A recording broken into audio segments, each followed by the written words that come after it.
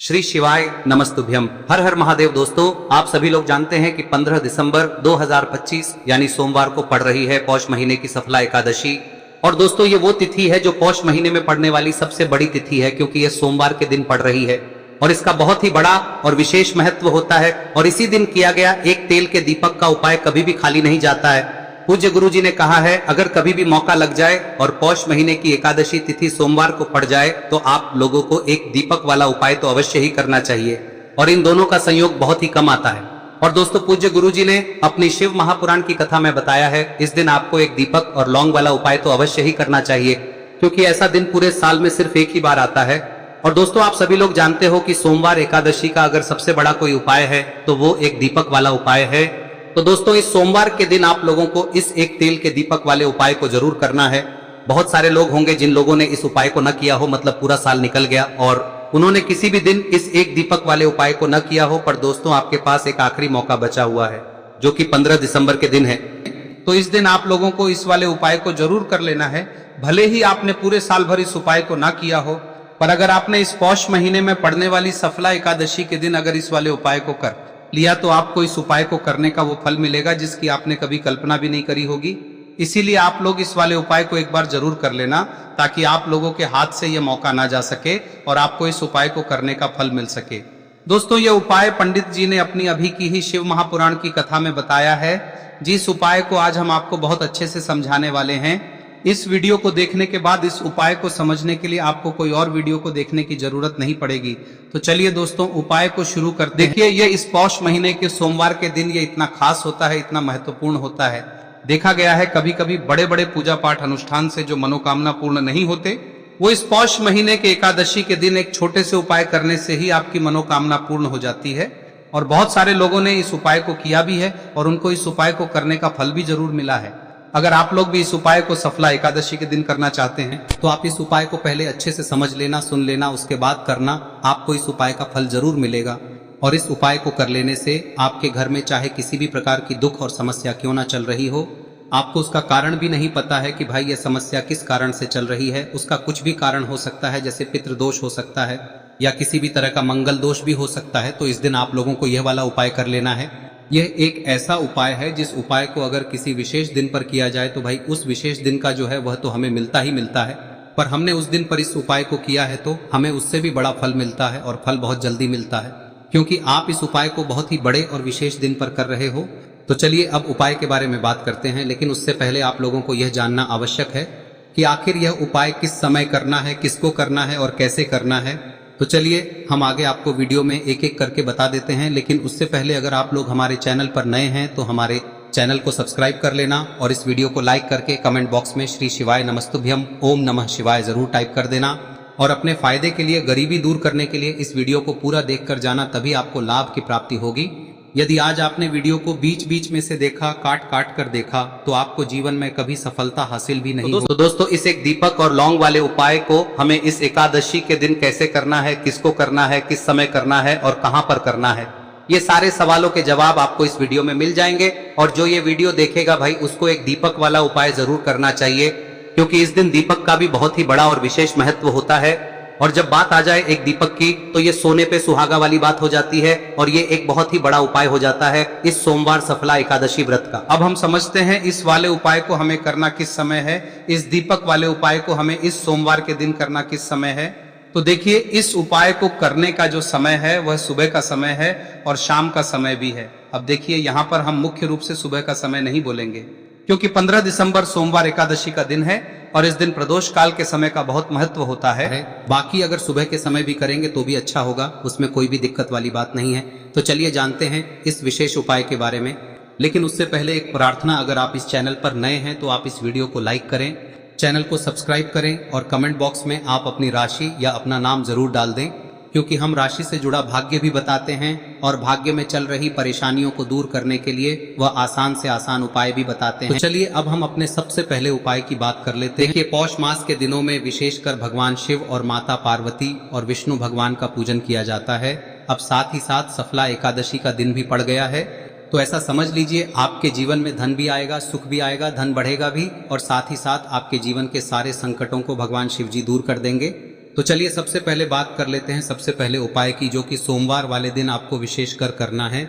और इस उपाय को करने से आपकी कोई भी ऐसी इच्छा, कोई भी विश जो अभी तक अधूरी है, पूरी नहीं हो रही है, तो आपकी बड़ी से बड़ी विश और मनोकामना भी पूरी हो जाती है जब आप सफला एकादशी वाले दिन इस पहले उपाय को कर लेते हैं। तो देखिए, आप सभी जानते हैं कि श्री हरि विष्णु जो है उन्हें तुलसी दल सबसे प्रिय है।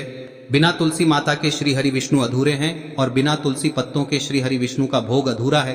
अब श्री हरि विष्णु को प्रसन्न करके आप अपनी किसी भी मनोकामना को पूरा कर सकते हैं, क्योंकि श्री हरि विष्णु प्रसन्न हो गए तो आपकी कोई भी विश और इच्छा मनोकामना अधूरी नहीं रहेंगी।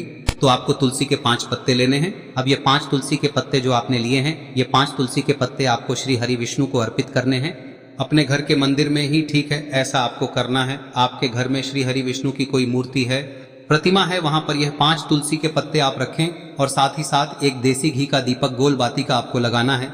और ओम नमो भगवते वासुदेवाय नमः इस मंत्र का आपको 11 बार जप करना है।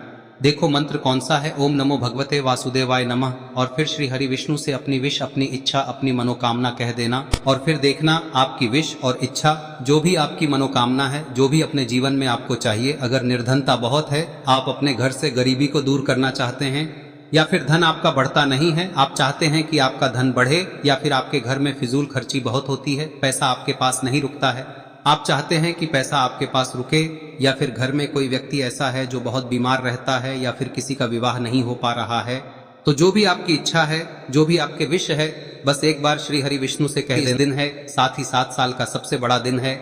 यह दिन इतना उत्तम है कि जो आप श्री हरि विष्णु से मांग लेंगे, जो उनसे कह देंगे, वह आपकी विश, आपकी मनोकामना को बहुत जल्दी पूरा कर देंगे। तो यह पहला उपाय है। चलिए बात करते हैं दूसरे उपाय की।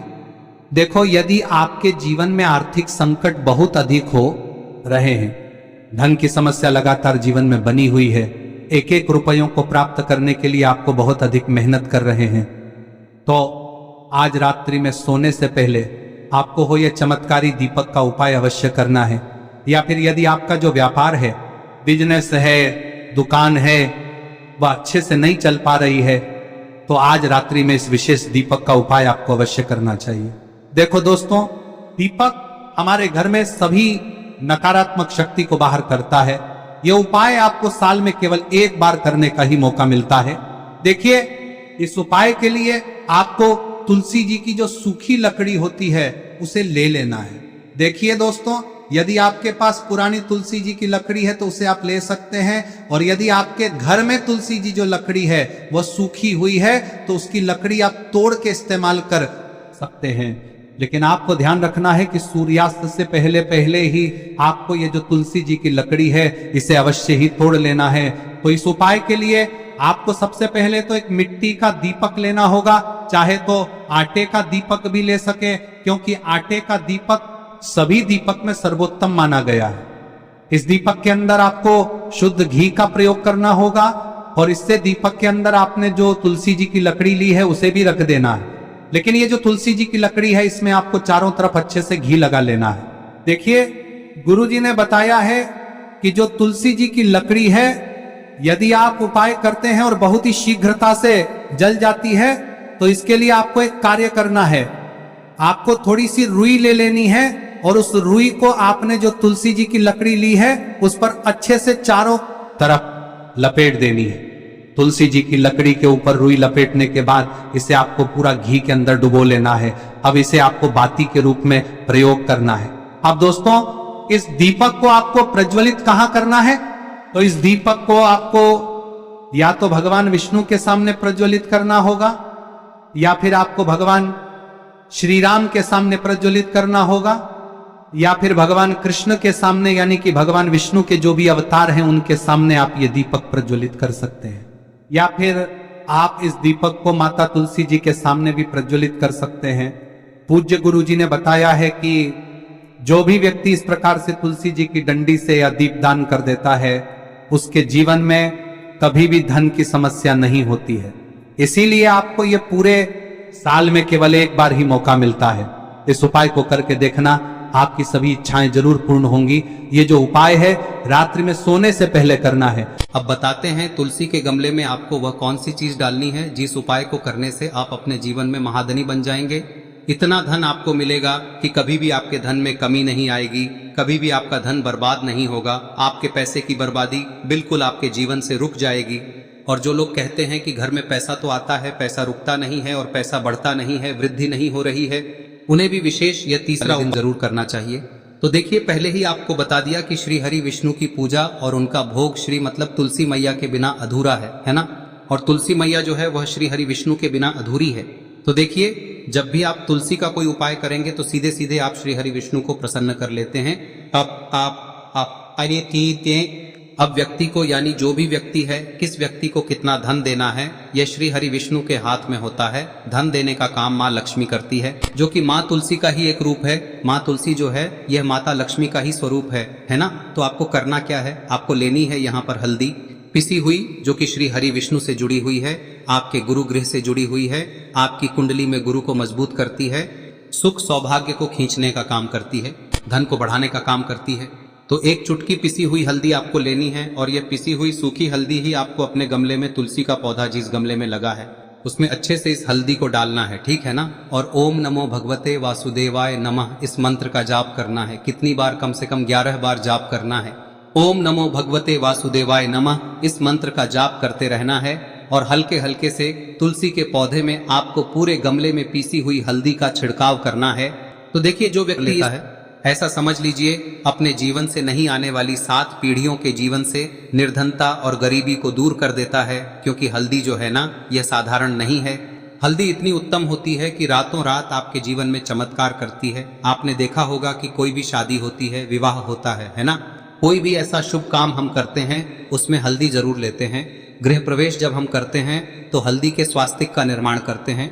कोई भी अच्छा काम करने जा रहे हैं, हल्दी उसमें लेते हैं। और हल्दी जो है ये आपके गुरु ग्रह को मजबूत कर देती है।